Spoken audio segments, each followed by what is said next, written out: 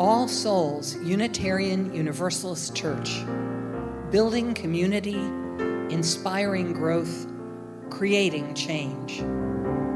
Here in the heart of Kansas City, we come together to create this hour of shared reflection so that we might be renewed in courage for these times and inspired to lives of greater dignity, higher purpose, deeper generosity, and more effective action. If you are new to Unitarian Universalism or to our congregation, we want to get to know you and share a part of your journey. If this place is already your spiritual home, welcome back. We need one another, and it is good to be together again. We are so excited to be together in person again after almost 2 years of gathering only online during the coronavirus pandemic. Nevertheless, through the gifts of technology, we continue to celebrate community and connections with each other online also, as we lean into the values of justice, compassion, and reason. Together, we learn the love that has the power to overcome both loneliness in the heart and oppression in the world. Welcome to our service this morning. May the words and music and images that we offer today nourish our best selves, calling forth abundant wisdom and love. Arise, O souls, all arise.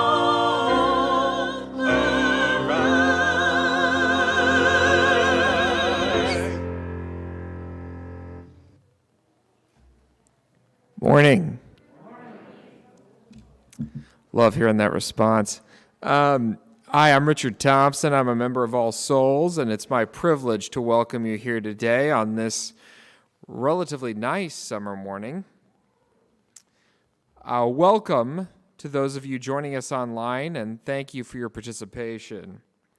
At this time, we also welcome our guests and visitors. Thank you for sharing this time with us. My fellow congregants, those who are visiting, will be wearing stick-on name tags. After the service, please make a point of seeking them out and introducing yourselves. Take full advantage of what might be a long and warm relationship. Good morning. I want to say welcome back to our good friend Tom Lancaster, who ran away to West Virginia for the summer, and we're happy to have him back. And I'm very, very, very, very happy to have this morning my good friend Anne-Marie Brown, who has played with me at Starlight in many orchestras over the years, since I think we said 2007, but I don't know how that's possible. Neither one of us are that old. But Anne-Marie also plays with the Kansas City Symphony. That's her real job. And we're happy to have her this morning, so help me welcome her.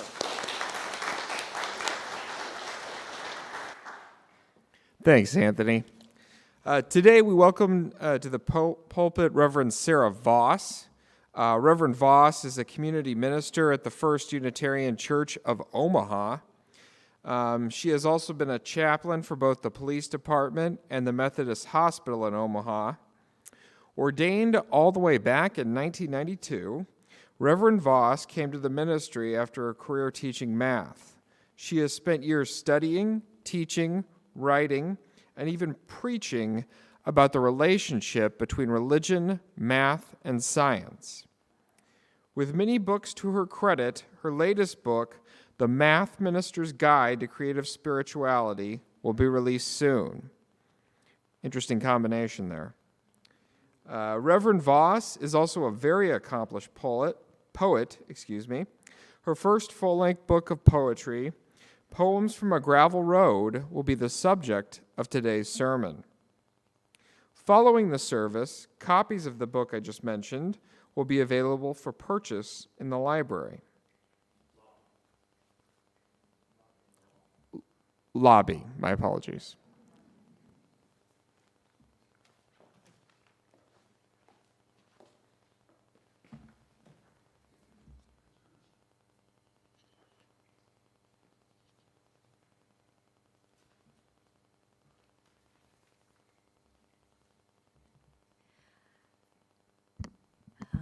Good morning.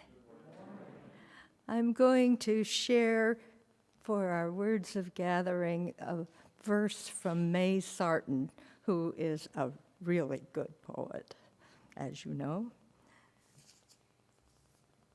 This, by the way, is in our hymnal, our gray hymnal, 428, if anyone is interested to check it out. Come out of the dark earth, here where the minerals glow in their stone cells, deeper than seed or birth. Come into the pure air, above all heaviness of storm and cloud, to this light-possessed atmosphere. Come into, out of, under the earth, the wave, the air. Love, touch us everywhere with primeval candor.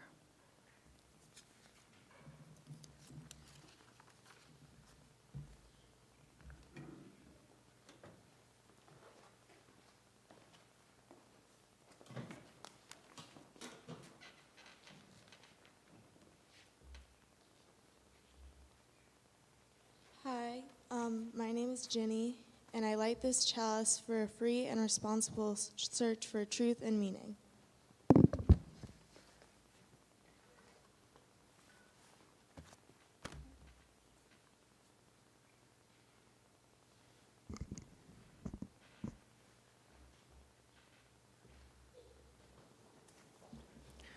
Please stand as you are able, and please join us in singing song number 38, The Morning Has Broken. Then remain standing for the affirmation of our covenant.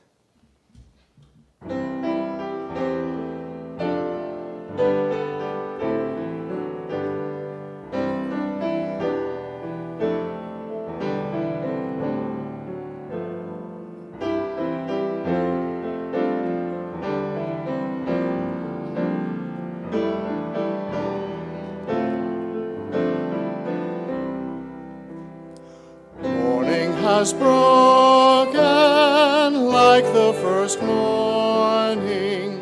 Blackbird has spoken like the first bird.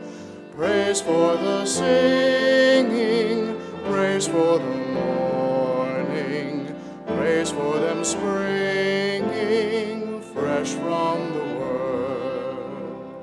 Sweet the rain's new fall, sunlit from heaven, like the first dew fall on the first grass. Praise for the sweetness of the wet garden, sprung in completeness where God's feet pass. Mine is the sunlight, mine is the morning, born of the one light Eden saw play. Praise with elation, praise every morning, God's recreation of the new day.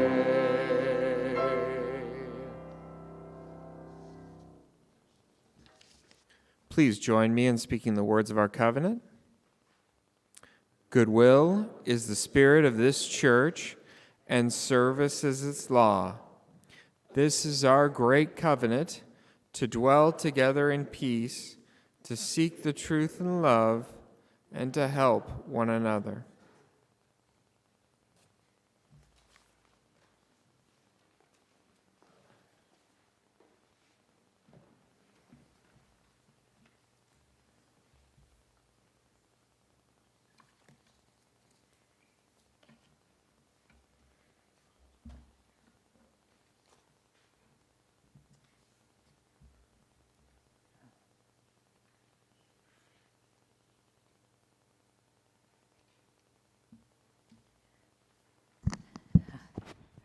Finally. Almost everything. Every time I do this, my hearing aids get, they don't like it. So This morning is going to be a sermon and a service of creativity. And for our time for all ages, I wanted to share a few things that are pretty creative, but not of my making. How many of you have ever written a poem? Lots. How many of you were 10 or younger when you wrote your first poem? Quite a few. Quite a few. So that's where it starts, isn't it? Very young, very young. And then it goes on for many of us. I won't embarrass any of you by asking how long ago you wrote your last poem. How many, I will anyway. How many of you have written a poem in the last 5 years? I'm speaking to an audience that knows. Wonderful. What I want to share with you this morning is some pieces out of this little album. This is an old album. It was my grandmother's. She was born in 1800s, the later 1800s, and she wrote these, or people wrote these for her, about 1902 to 4, someplace in there. I figure she was just graduating from high school. And this kind of thing, the album, has gone on for many, many years since then. When I graduated from high school, we signed this, but I don't think they do it today. I think this is something of the past. I may be wrong. Maybe there's some places, but not very many places where they actually sign an album like this. I thought it would be fun to share a few of the pieces out of this. I've tried to preserve it. Some I've even hung, but as I'm looking at them this time, getting them ready I think I should do more to try to preserve them. I should at least write them all out so you can read them, because as they're gradually fading there in the ink. So these are just a few from them, and they're all poetry. Dear Maud, that was my grandmother, may your life be as happy and free from care as the flowers of the garden and the birds of the air. This one was written in 1902. Friend Maud, perhaps at some time we must part, and oh, 'tis with an earnest heart that I ask thee, while in glee or in sorrow, to remember me. Maudie, this was also in 1902. While sitting on the sofa with your lover by your side, beware of false impression, for his mustache must be dyed.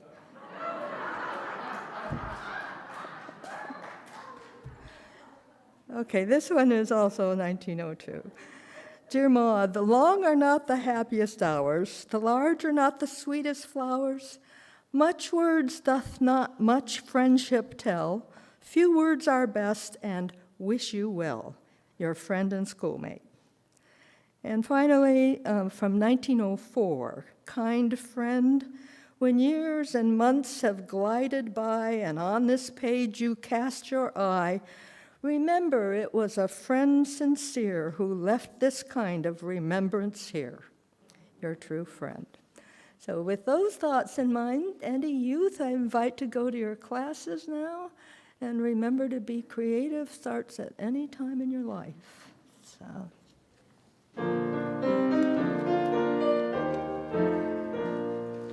Go now in peace, may love guide all your ways.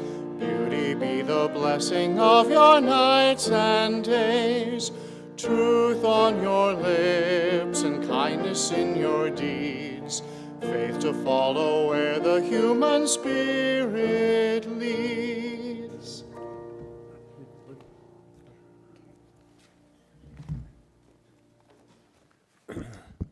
Good morning. I get to do the invitation to the offering this morning. My chance to do a little arm twisting. I'll try to be gentle. When I was first on the Finance Committee some 37 years ago, one member liked to say, We need to run this place like a business. I wish I'd asked him what he thought that would look like. What did he mean exactly?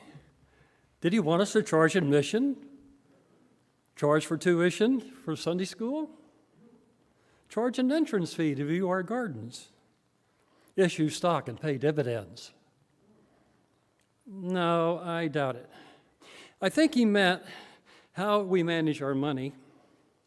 Well, then and now, in all the years between, I know we very definitely manage our money in the same manner and every bit as well as any business might. We keep the same sort of records, issue the same sorts of reports, use the same sorts of checks and balances for review and control of expenses. We have a budget, a board of directors, a treasurer, administrative staff, etc. But much more important is, we're not a business.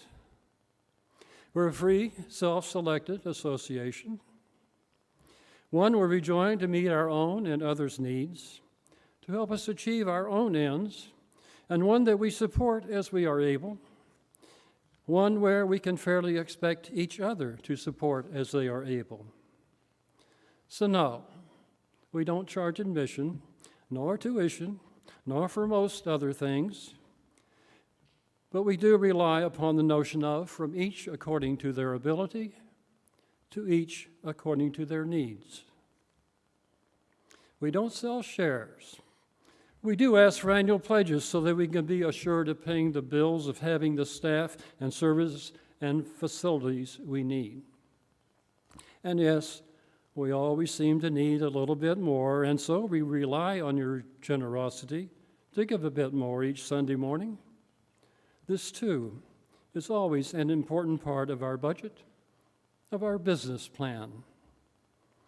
Today's offering is in support of the church's annual budget and will be gratefully received. Thank you.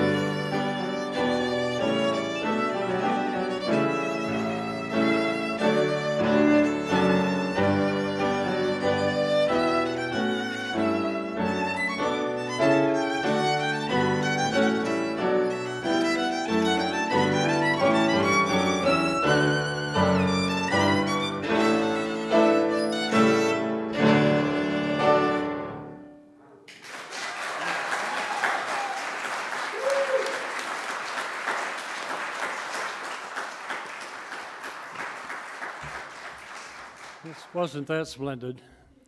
Will you please join me in the dedication of the offering?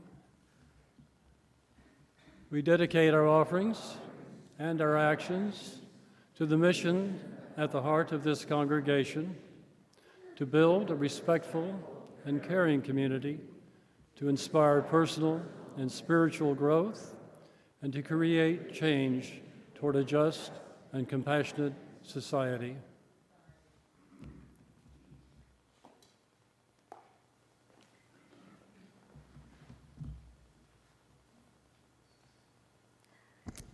Let us be together in the spirit of meditation and reflection and prayer. I'm going to first read a reflection. This is something that I culled from a book called The Unlimited Love, Altruism, Compassion, and Service, written by Stephen G. Post about 2003. Call it To Give is to Live. To give is to live. Love as the gift of self neither expects nor requires anything in return.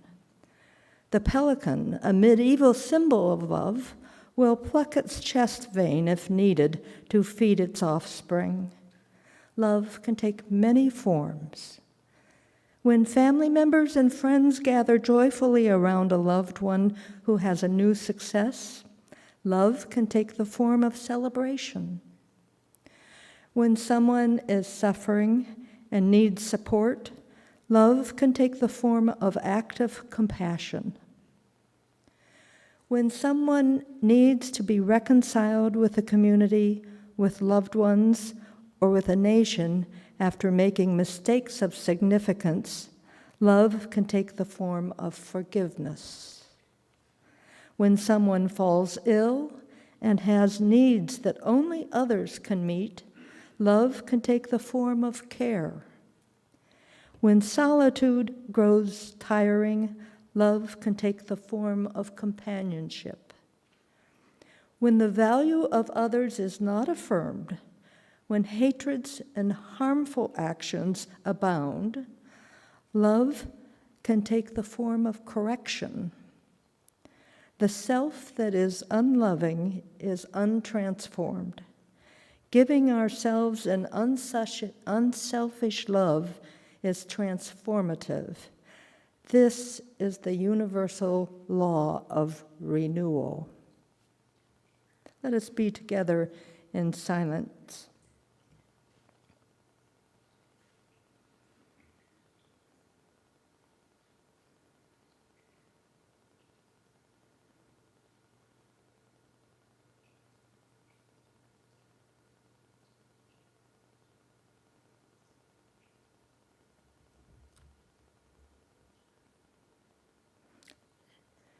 So may our prayers be heard and answered. Amen.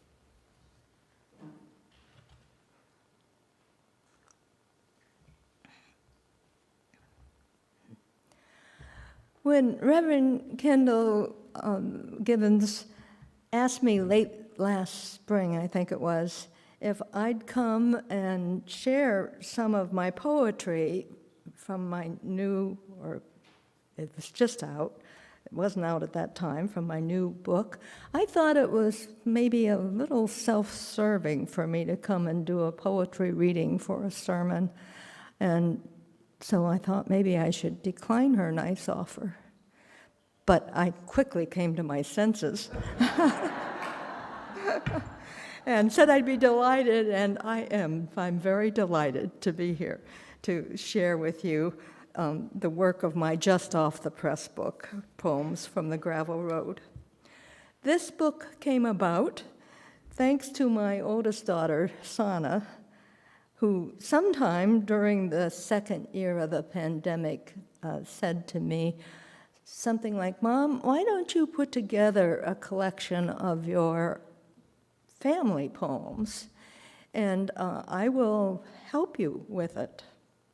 And I thought, gee, I'll do that. And Sana is a graphic designer and by profession. She did the cover for the book and the inside illustrations for each of the 7 sections, the layout, and a whole lot of encouraging and advising.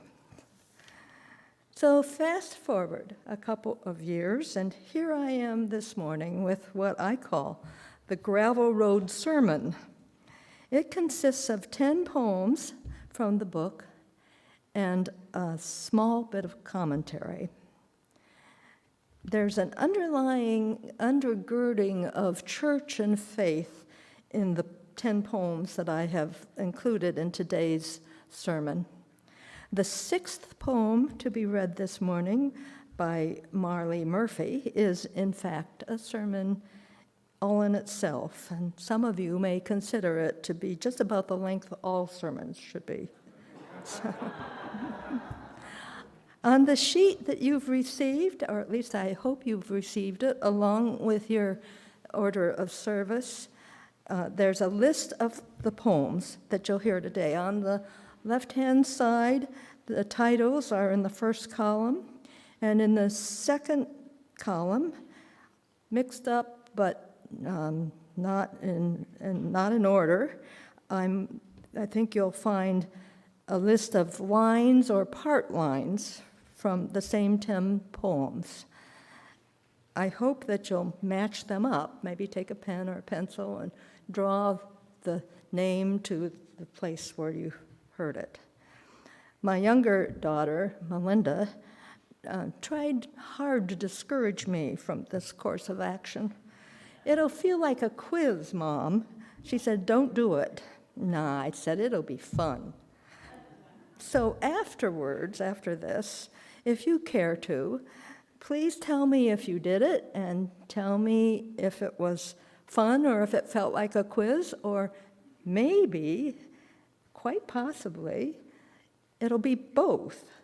Things can be both and. That's a great spiritual lesson for our times, right? So the first one I'm reading is a poem which Elizabeth Evans said was one of her 2 favorite poems of it. Elizabeth Evans is herself a tremendous writer. She doesn't write as poetry as much as other things, but she teaches it all, or did, and she is one of the reviewers on the back cover of my book. And I thought since it was one of her favorites, it would be a good place to start. She says, "This is a smart, large poem. And what a wonder that we come at with that surprise of a title. Always fun when we finish a book and look at the title and go, oh, and that's where I started. How cool." So here's the cost of a medium-sized dog. For its lifetime, $6,400, according to a sign posted in the bathroom stall at the Science Museum in the city near the town where my grandparents rest, high on a steep, grassy hill, their graves upright in a cemetery of fine stones. My great Uncle Irving, dead before my birth, lies next to his wife Bertha, whom I might have met but didn't. Great Uncle Art, the youngest, never married, always strange, is buried right of Granddad, 2 over from Grandma. I remember Uncle Art, his octagonal house, the kitchen sink, cupboards all lowered to accommodate his ailing mother, Granddad's mother, who raised all 6 children alone on the farm after her husband deserted or something no one ever told. Not one word about this great-grandfather whose tombstone and name are conspicuous for their absence near great-grandmother Amelia, 1845 to 1926.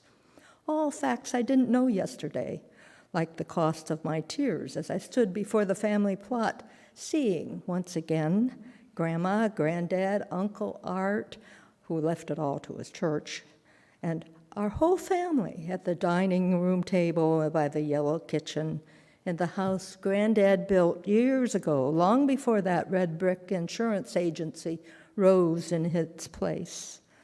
At the Science Center, my husband and I watch a film about the great carnival of life the great carnival of life of coral reefs, the exact words. How global warming is causing them all to die.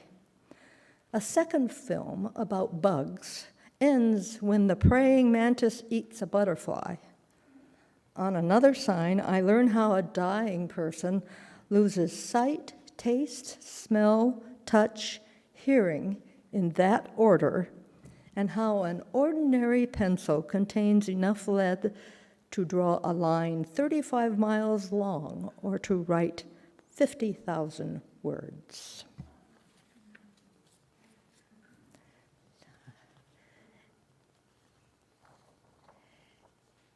Does anyone need one of those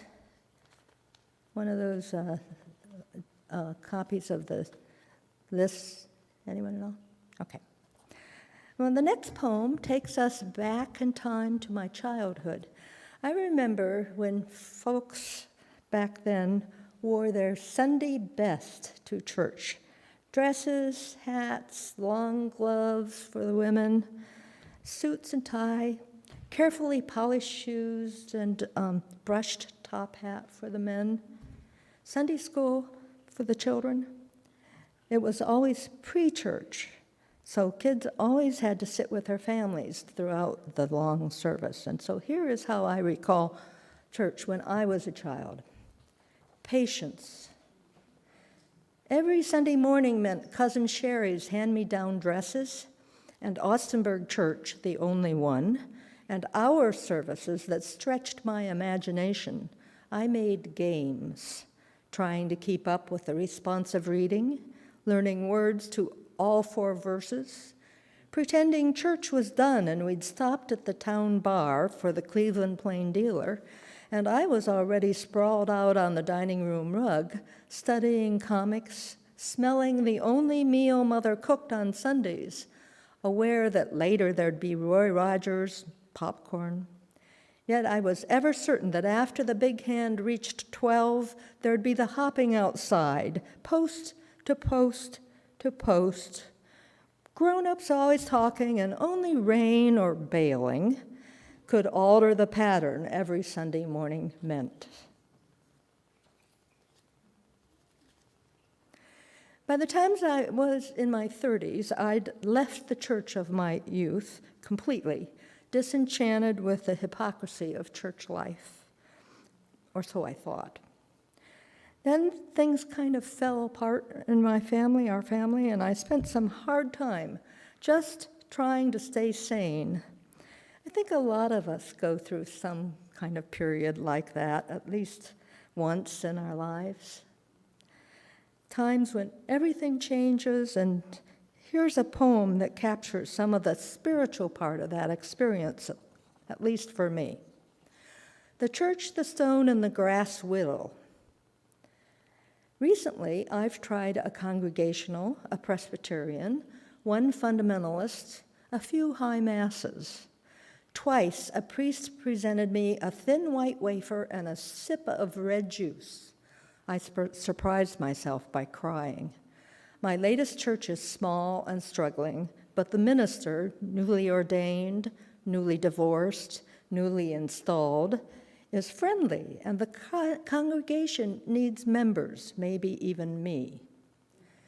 Recently, I've tried astrology, graphology, energetics, tarot, and a psychic shrink. The psychic saw a puppy dog in my future, neglected to tell me it would get hit by a car, cost $400 at the vet's. The energy healer said I'd been programmed 6 centuries back for a miserable life, but it was okay now because I could be reprogrammed. The card reader saw the fool in my immediate future. My handwriting revealed clear signs of family strife dating back to my childhood.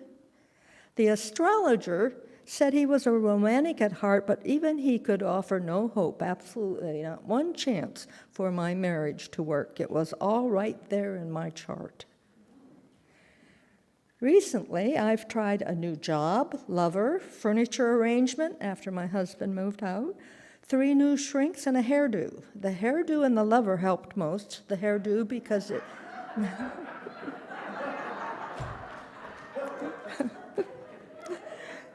The hairdo because it made me feel attractive, and the lover because he gave me a stone which he called wisdom, and which he said would guide and protect me and be my friend forever and ever. Amen. Rock of Ages, I put it on a chain, wear it around my neck as a sure sign of resurrection.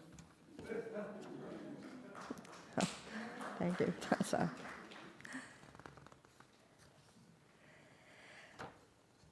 Incredibly, I eventually found myself called to ministry. Many people advised me and aided me in this journey, but the best and the one I cherished the most was the help of my family. About family on this road. Family is almost the first people you tell, and when they learn you want to be a minister, they say, go for it. Family is who packs up cardboard boxes, carts them in and out of U-Haul trucks, then helps unpack them. Family rubs your back or sends you a letter or flowers or gives you a hug when things aren't going quite right at theological school. Family knows what M of L, U of C, CPE, MFC mean. Family knows what getting a 1 from the MFC means. Family hears your first sermon 6 times, then tells you it was wonderful.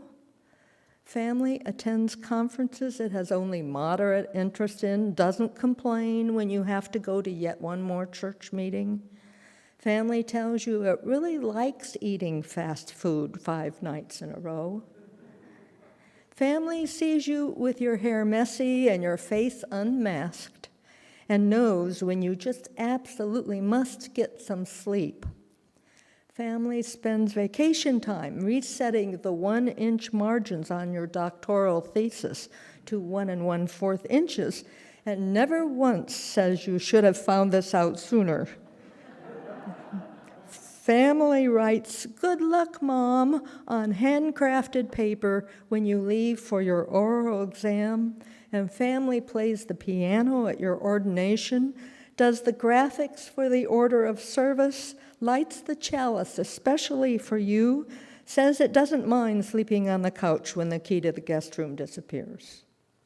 For graduation, family gives you a photo of the road traveled to hang in your ministerial office. Family travels miles itself to celebrate with you whenever it can, and sends love when it can't. And without family, this day would never have happened. The road never traveled, no, not at all. Thank you, family, for being there, for being here, for being.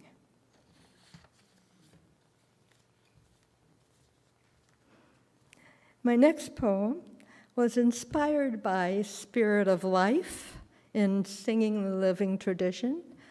That's our hymnal, number 123.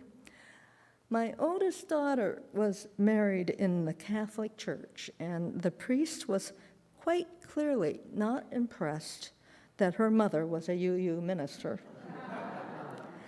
I did a reading during the wedding, which turned out to be my way to sneak some UU thoughts into the ceremony. I doubt that the priest was really much impressed, but the poem is still framed and still, all these years later, sitting on the dresser in my daughter and son-in-law's bedroom.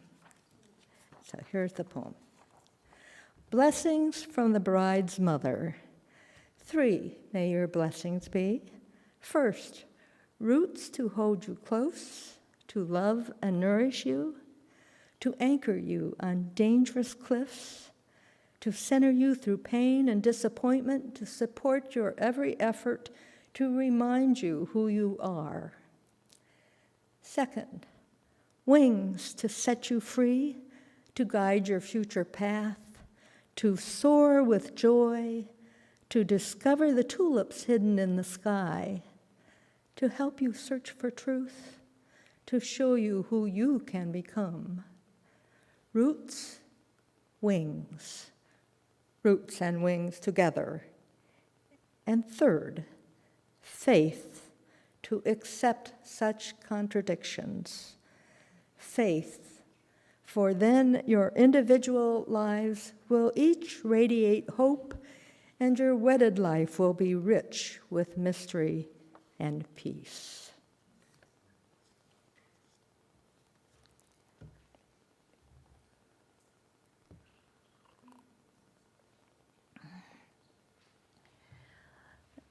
Initially, Reverend Kendall hoped to be able to join us today for this service when I came.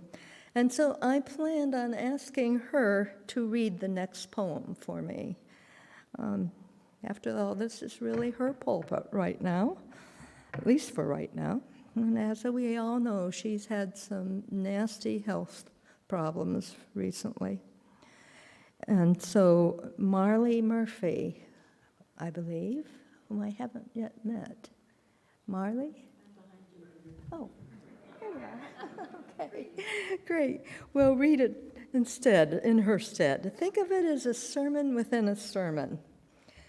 And please send some good wishes along for your wonderful minister's continued recovery.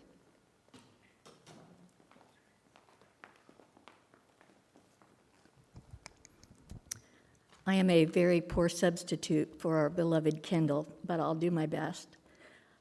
I do want to nitpick, though, Reverend Sarah. The title of this poem is My Mixed Sermon, Short But No Jokes. Is that a short joke? I will have you know I am 5'2" and 1/4 inch tall. But seriously, folks, my mixed sermon, short but no jokes. It's the ill among us who need us, the needy among us who challenge us, the challengers among us who surprise us, the surprisers among us who hearten us, the heartened among us who lead us, the leaders among us who follow the will of the ill, the pull of the needy, the demand of the challengers, the aspiration of the surprisers, and the hope of the heartened. Give her a hand. Thank you, Molly. Thank you.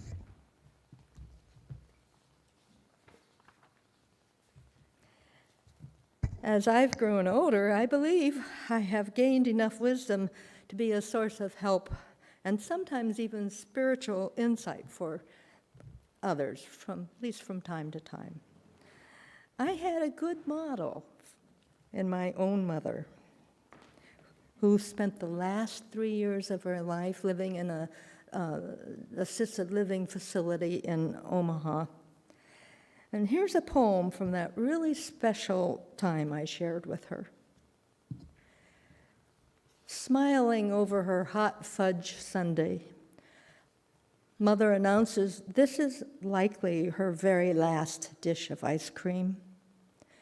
Are you planning on dying tonight? I make this question a joke, a protest. She expects it. I reassure her. What's your hurry, Mother? It's a game we play, sometimes several times during one Sunday. She forgets she has already played the game. Every time is a first time. You mean you don't think I should be in any rush? No, don't be in any rush, Mother. I like having you around, Mother. I tell her over and over, although the form varies. Some days she still feels well enough to make this trek for the Sunday. This, the raw meaning of happy. When the good Lord says it's time, I'm going to say, just a minute, Lord, just let me finish this ice cream first. And here's a short poem exploring some of the insight I think we gain as we age. In my garden, this month, the anniversary of my only brother's birth, 81, I think. I emailed, then called, no response. I forgot to recall. I hope he's okay. In my garden, the metaphors are wilting. I pray for rain, and suddenly I want to remind my brother of that time long ago when I got stuck on the log, fallen over the creek, was too scared to move. Brother came back for me, held out his hand, helped me across.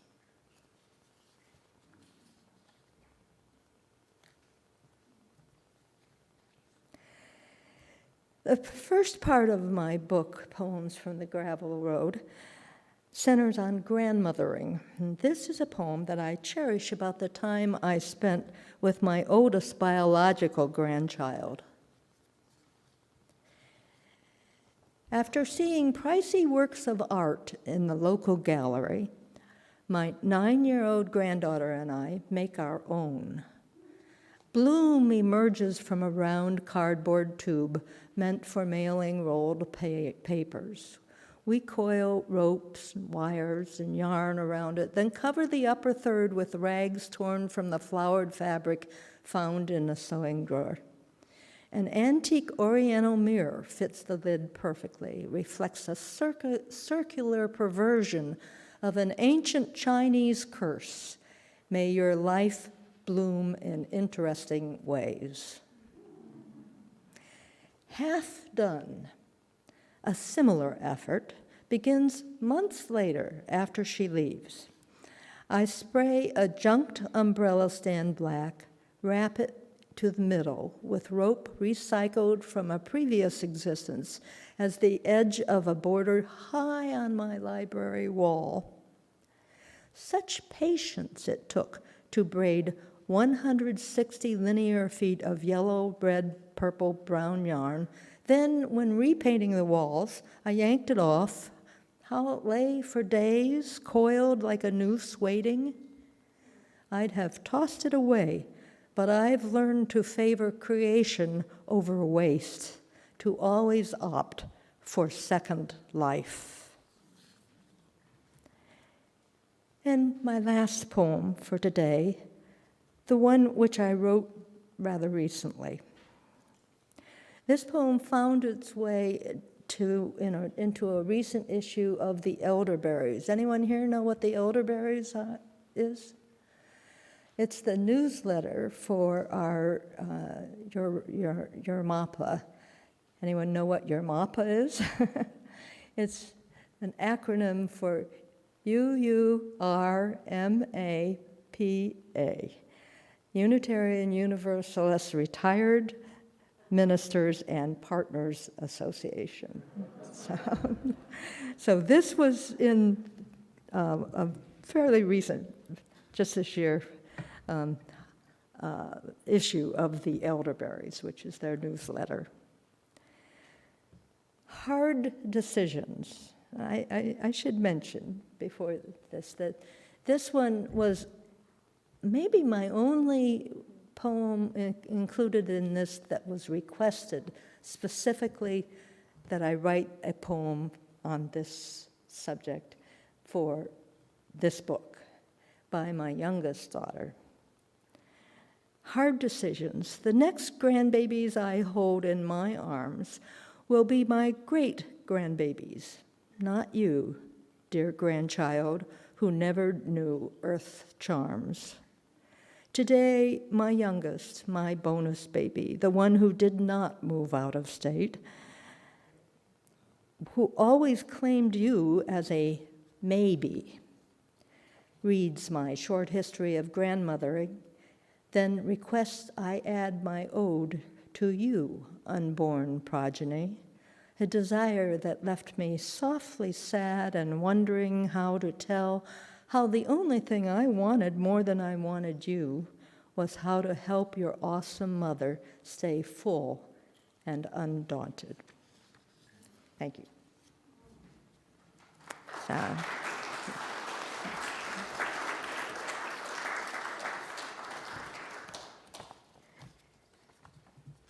Let us stand and join in singing and signing for our next hymn, Spirit of Life, the one I was writing based on.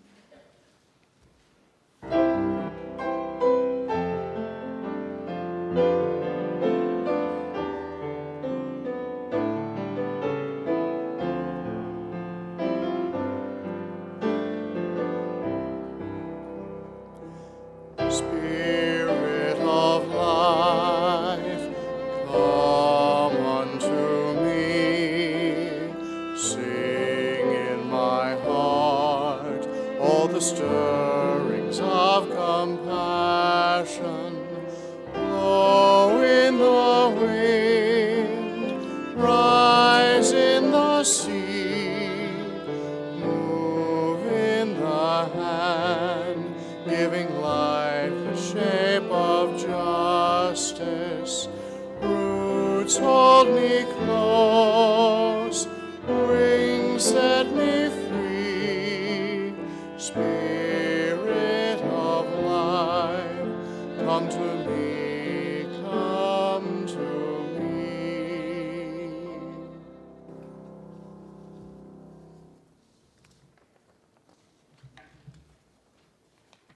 Heard it. Oh, it's not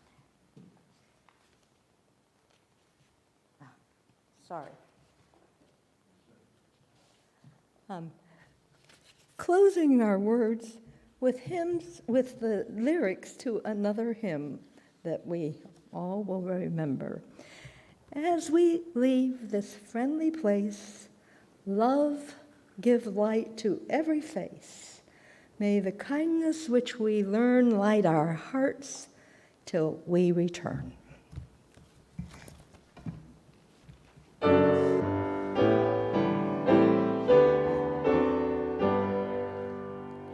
Ours be the poems of all tongues, all things of loveliness and worth, all arts, all ages, and all songs, one life, one beauty on the earth.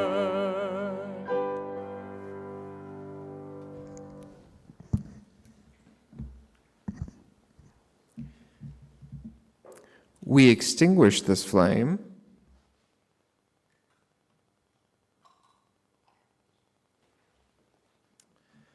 but not the light of truth, the warmth of community, or the fire of commitment. These we carry in our hearts until we are together again.